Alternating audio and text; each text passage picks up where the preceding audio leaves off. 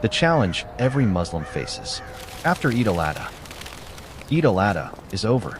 The animals have been sacrificed. The meat has been distributed. The family gatherings are ending. And for many Muslims, life is returning to normal.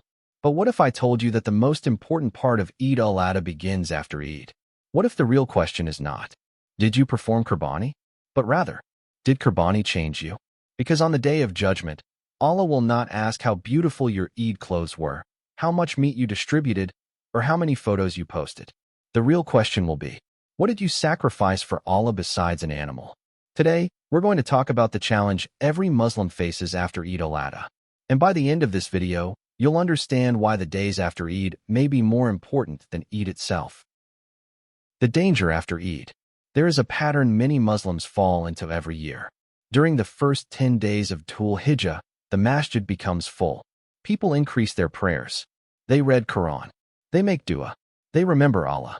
Then Eid comes. And a few days later, everything starts disappearing. The Quran closes. The extra prayers stop. The spiritual energy fades.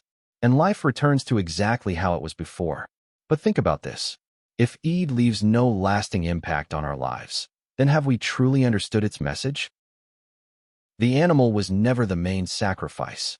Imagine standing beside Prophet Ibrahim, a.s. Imagine watching him prepare to sacrifice his beloved son. What made that moment so powerful? It wasn't the knife. It wasn't the animal. It was obedience. It was complete submission to Allah. The lesson of Eid-ul-Adha was never about how much money you spent. The lesson was about what you were willing to give up for Allah. Your pride, your anger, your bad habits, your sins, your excuses. These are the sacrifices that Allah wants to see long after Eid is over. Ask yourself this question. After Eid, every Muslim should ask one difficult question. Am I a better Muslim today than I was before Dhul Hijjah began? If the answer is yes, then Alhamdulillah. Keep moving forward.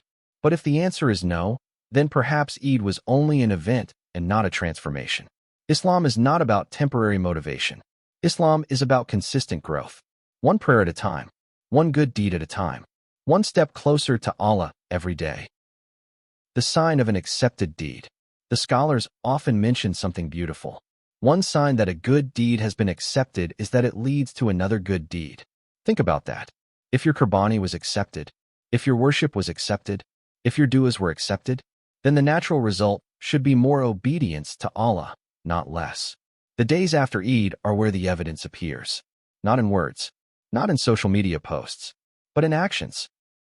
Don't waste the moment. Right now, somewhere in the world, there are people who celebrated Eid last year but did not live to see this one. Their records have closed. Their opportunities have ended. Their time is over. But Allah allowed you to witness another Eid. Another chance.